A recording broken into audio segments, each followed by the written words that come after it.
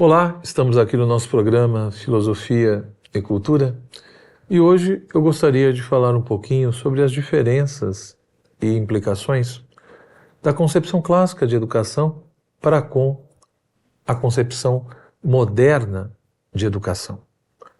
Mas antes, como sempre, deixa aí então a sua curtida, o seu comentário, se inscreva no canal, depois compartilhe o vídeo se você assim desejar, porque você gostou do que foi exposto, achou interessante. Ora, hoje em dia é muito comum falarmos ou ouvirmos falar de educação clássica e de educação moderna, fazendo toda uma contraposição. Porém, quais seriam as características que diferenciam de fato essas duas propostas? Quando nós falamos em educação clássica, naturalmente nós já pensamos no mundo grego, no mundo romano, no contexto medieval. Toda aquela questão da paideia grega, da humanitas romana, ou da paideia cristã, no contexto ali da patrística ou mesmo da escolástica. E, portanto, nós vemos que, de fato, essa educação que foi surgindo e se estabelecendo no mundo antigo, ela tinha suas próprias características.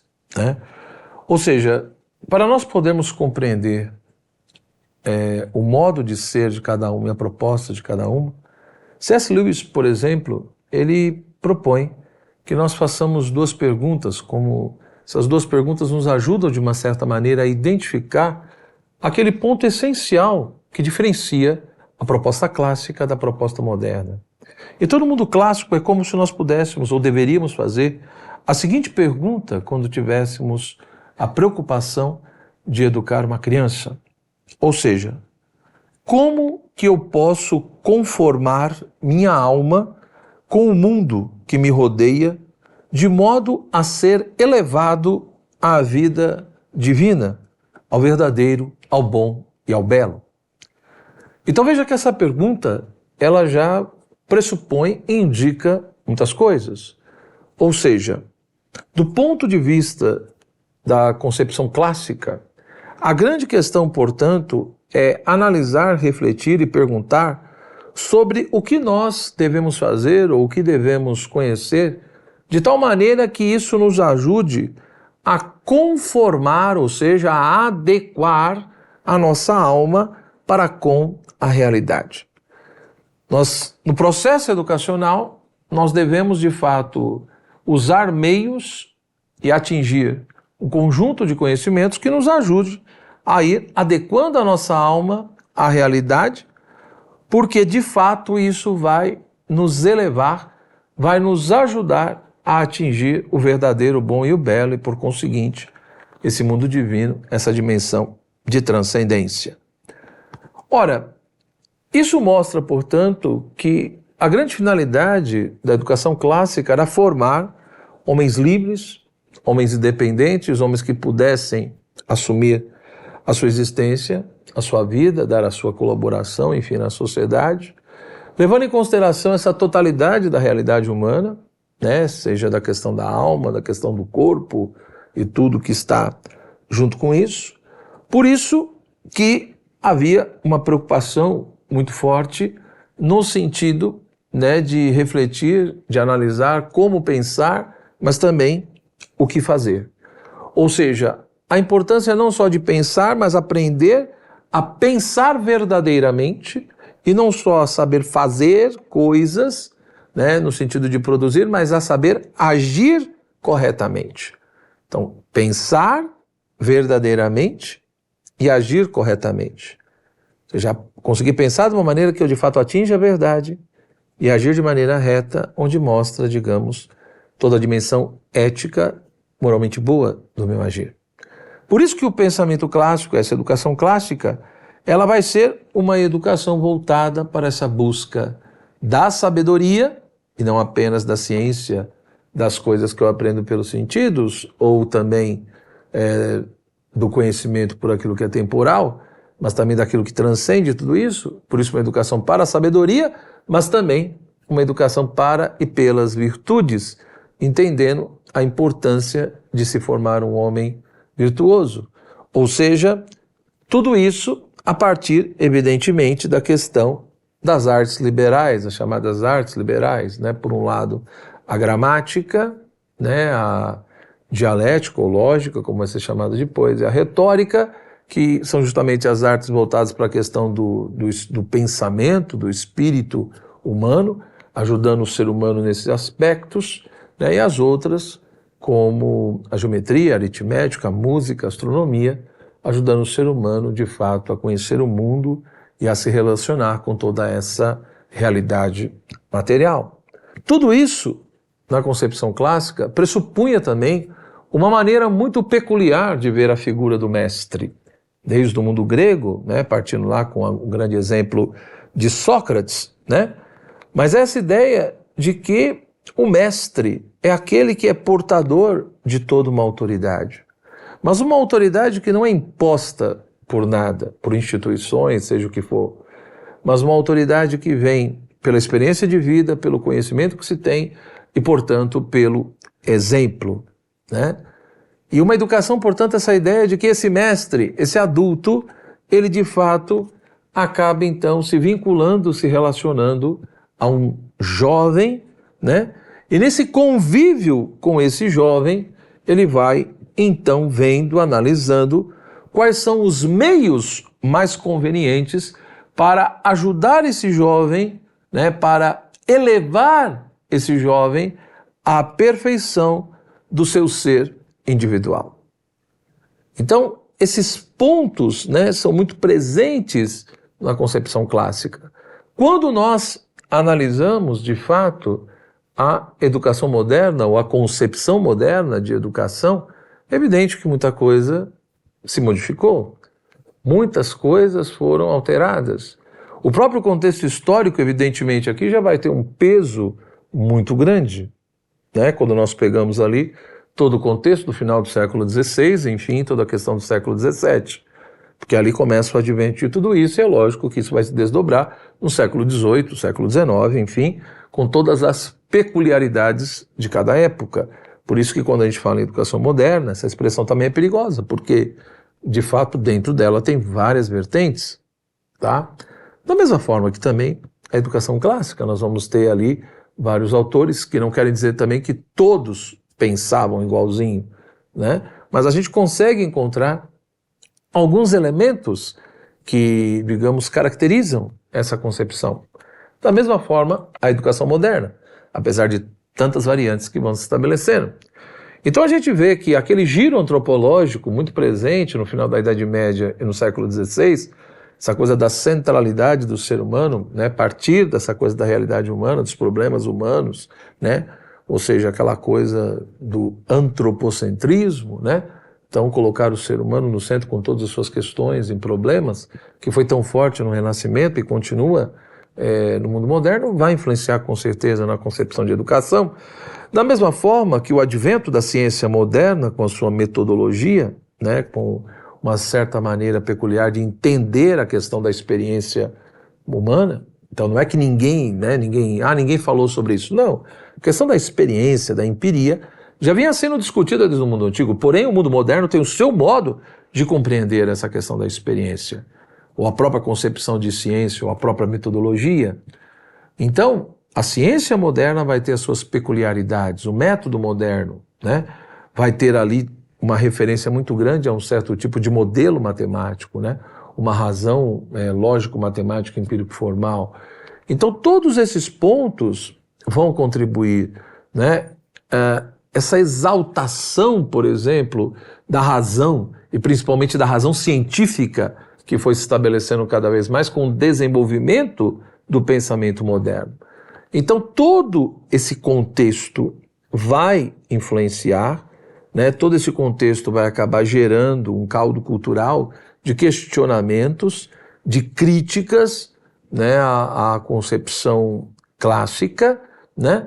E mais do que isso, muitas vezes também para defender a necessidade, né, de se ter uma nova concepção de educação, uma nova maneira de se entender a escola, e que aos poucos foi se desenvolvendo a ideia, né, da universalidade da escola, da obrigatoriedade da escola, de uma certa forma, para se defender tudo isso e justificar, também foi se criando verdadeiramente um grande espantalho, né? Ou seja, foi se colocando muitas vezes que a educação no mundo antigo, no mundo medieval, fazia isso e aquilo, ou seja, eram simplesmente decorebas que não se usava a razão, mas simplesmente ficava ensinando a criança e o jovem, né? Não era para todos, era apenas para alguns, né? E que era simplesmente como um meio de manipular a consciência das pessoas e portanto, não acabava levando as pessoas a uma emancipação, a uma verdadeira liberdade, né, e a transformar o mundo, a realidade, etc.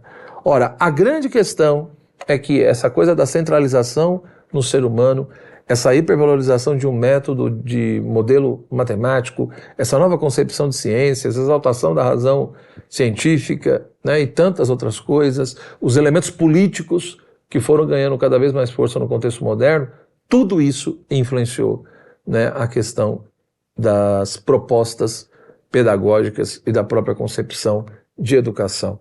Por isso que a pergunta muda, né? Se os antigos faziam aquele tipo de pergunta, a grande questão no contexto moderno é o que fazer, o que conhecer, para que o mundo, a realidade, se adapte a nós, aos nossos projetos, aos nossos desejos e aos nossos caprichos, né?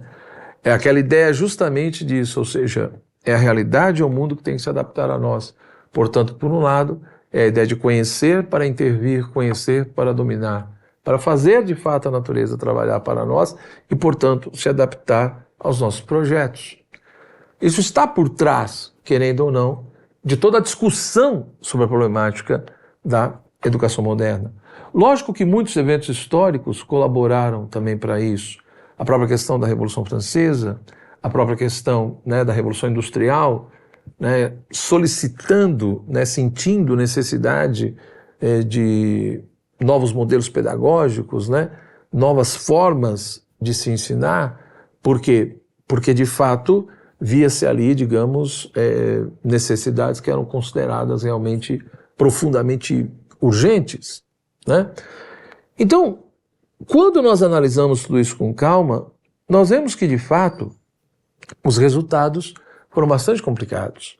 Porque, por mais que se entenda que realmente muitas coisas mudaram e provavelmente isso exigiria uma certa mudança e adaptação da concepção clássica, mas eu não sei até que ponto essas mudanças elas exigiriam, de fato, né, ter jogado quase tudo fora, tá? O que nós vemos de fato é um abandono, por exemplo, do saber pelo saber. Essa coisa da busca do conhecimento pelo conhecimento, né? E o que vai se estabelecendo cada vez mais é um predomínio do fazer, né? Do produzir sobre o agir. Não é tanto mais o agir no sentido ético que tem importância, mas sim o fazer e o produzir, tá? E o que vai ser muito forte, gerar muitas consequências, é a ideia de progresso, esse mito do progresso indefinido, né? Ou seja, essa coisa de que o ser humano pode ir progredindo, melhorando cada vez mais e que isso ocorreria principalmente pela educação, pelo avanço da educação, das ciências, etc. Esse elemento é extremamente importante no contexto da modernidade, né? Só que isso, essa coisa de que pela ciência, pela educação, sempre vai progredindo cada vez mais indefinidamente, gerou também uma postura de querer se preservar, né? Ou seja, a preservação da vida e o conforto da vida terrestre passa a ser, então, os maiores bens. Parece que não existe nada mais nobre, né? Ou seja, os principais problemas, então, que afligem a sociedade são justamente os problemas materiais. E se os principais problemas são os materiais, né? A preservação da vida, o conforto, o bem-estar, assim também o modo de resolvê-los, né, deve passar muito mais por meios técnicos, né? E, portanto, esses modos passam a ser a maior preocupação. Quais são esses meios? Quais são esses meios técnicos? Como atingi-los, né? E, portanto, é óbvio, né, que dentro desse contexto a maior preocupação vai ser evitar a morte, por exemplo, a qualquer custo, e não se preparar a ela ou refletir sobre isso. Ou seja, as necessidades espirituais, e espirituais aqui não só no sentido religioso, mas também aquela coisa da reflexão, né, de uma razão especulativa que busca descobrir o sentido e a razão última das coisas, isso passa a ser visto como um grande luxo, né? Mas a grande questão é que a busca de tudo isso vai se tornando um problema. Por quê? Porque nada disso é um fim em si mesmo, né? Então, por mais que eu coloque ali como fim da educação essa coisa de capacitar as pessoas a produzirem, a conquistarem prosperidade, dinheiro, né? Ou a questão da cidadania, ou a questão do desenvolvimento sustentável, como se diz hoje, tá? Mas tudo isso, no fundo, são meios. Porque, no fundo, aí adquirindo tudo isso, sempre vai ficar uma outra questão, ou seja, e aí? Para que tudo isso? Né? Ou seja, esse modelo de educação foi estabelecendo cada vez mais, né, a necessidade de atingirmos e sabermos quais são os meios, mas foi aos poucos deixando de lado a discussão sobre os verdadeiros fins da existência humana. E, portanto, isso levou cada vez mais a uma obsessão pelo novo, né? Por aquilo que é novo, por aquilo que é diferente, com uma, sei lá, com uma ilusão muito grande de que é possível construir o paraíso na Terra. E isso foi, evidentemente, se desenvolvendo aos poucos. Então, quando nós pegamos, por exemplo, o pensamento de Jean-Jacques Rousseau, que é considerado, não é à toa, o pai da pedagogia contemporânea, né? Todo o naturalismo de Rousseau, toda a ideia de que, né, não tem pecado original, não tem nada disso, o ser humano naturalmente é bom, etc., mas é conforme ele vai crescendo e desenvolvendo, e pela própria questão do convívio social, né, é que ele vai aprendendo coisas que não convêm, ou seja, a criança tem que se desenvolver espontaneamente, ou seja, deve se interferir o mínimo possível, né?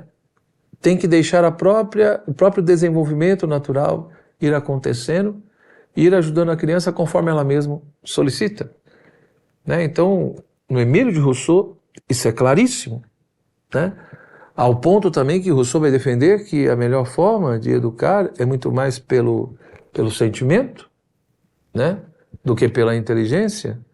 Ou seja, o ser humano precisa voltar a aprender a entrar em contato, em harmonia com essa natureza que pulsa dentro dele, mas isso não é pela inteligência, é muito mais por essa vivência interior, pelo sentimento.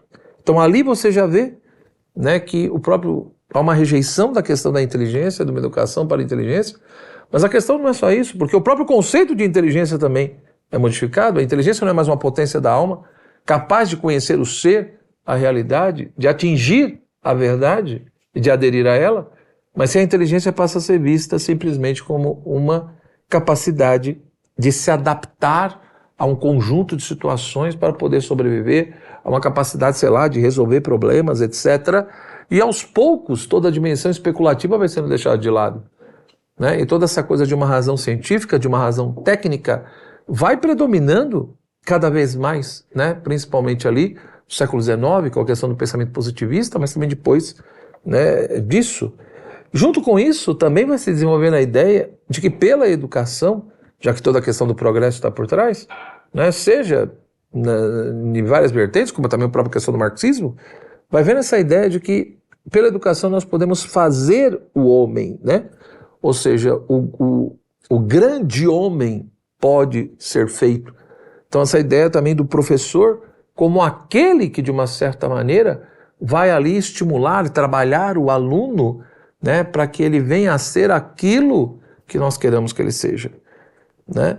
E isso é um grande problema, né? Ou seja, a criança, ela é aquilo, esse naturalismo, a criança vai coordenando o processo, mas ao mesmo tempo vem aqueles que dizem, não, precisamos fazer esse grande homem, né? Porque no fundo, tudo isso parte de compreensões e pressuposições confusas sobre a própria questão da natureza humana, do que é o ser humano.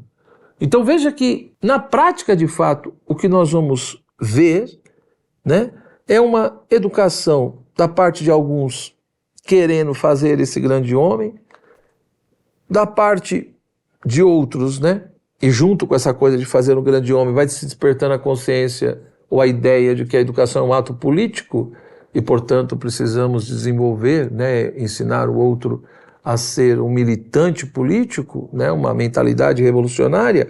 Outros vão ter uma versão mais pragmática, ou seja, vamos formar e preparar as pessoas para o mercado de trabalho, para atingir, sei lá, sua prosperidade financeira. Mas o que é interessante é que essa pulverização da educação moderna, seja nessas mais diversas vertentes, ou para o mercado de trabalho, ou como ato político, ou essa coisa de querer fazer, né, esse grande homem, etc., né, ou essa coisa de que a própria criança vai se desenvolvendo e se auto-educando, o que nós vemos na realidade, quando a gente vê as consequências dessa concepção, né, são todas essas situações que nós vemos hoje na nossa sociedade. Ou seja, a educação moderna, me parece que ela parte de pressupostos questionáveis. Ou seja, a visão que se tem da realidade humana, da própria questão da natureza humana. E no fundo, tudo isso gerou uma implicação, ou seja, a própria função da escola, a própria finalidade da escola, a finalidade da educação, tudo mudou. Ou seja, passou a atender novas necessidades. Como se ela tivesse, né, ela perdeu a sua identidade. Né? Então, no fundo, né, nós precisamos entender que a educação moderna é uma realidade bastante complexa, né, porque no fundo ela foi se subdividindo em várias perspectivas, em vários aspectos, né? Mas na sua origem é isso, é a centralização no ser humano, é a hipervalorização da questão da razão, desembocando na questão da razão meramente científica, esquecer na totalidade do ser humano, principalmente a dimensão da sua transcendência, né? E, portanto, é uma educação que simplesmente quer preparar e ajudar o ser humano a conhecer o mundo, conhecer a realidade, para fazer essa realidade se adaptar a ele e não ele, de fato, se adequar à realidade para que ele se eleve, né? Então não é uma finalidade, tanto que o próprio professor, a figura dele também vai mudar. Ou seja, ou o professor vai ser simplesmente a figura de um representante estatal, né? Ou seja, alguém que cumpre a função ali que o Estado quer, ou alguém que simplesmente também trabalha ali numa faculdade, um lugar, uma escola particular, para receber um determinado salário e faz aquilo que o seu patrão está pedindo, e não está muito preocupado com muita coisa, né? Ou um militante político que quer simplesmente enfiar uma ideologia na cabeça de alguém, e por aí vai. Ou, o que é pior, um facilitador, que nós ouvimos falar tanto hoje em dia. A tal ponto que nós ficamos tão preocupados em criar tantas facilidades para que as pessoas aprendam, que hoje há uma dificuldade enorme das pessoas conseguirem aprender, porque elas não conseguem enfrentar qualquer tipo de desconforto, né, qualquer tipo de desafio e obstáculo. Então, quando nós de fato comparamos os dois modelos, as duas propostas, né, nós percebemos sim essas diferenças, né? E veja os grandes pensadores ou as grandes pessoas que o modelo clássico produziu, né? Espero que tenha ajudado. Continue os seus estudos, porque evidentemente tem um monte de detalhes aqui que eu não entrei. Eu só procurei caracterizar, né, cada modelo, e para entender que de fato nós vivemos num período onde, no mínimo, a educação precisa ser repensada, o seu modelo precisa ser repensado, se nós realmente nos preocupamos com o ser humano e queremos ajudar o ser humano, né, a deixar de ser uma mera criança e a se tornar um adulto que realmente assume a sua própria existência e dê a sua colaboração, que seja uma pessoa madura e responsável. É isso. Obrigado. Até o nosso próximo encontro.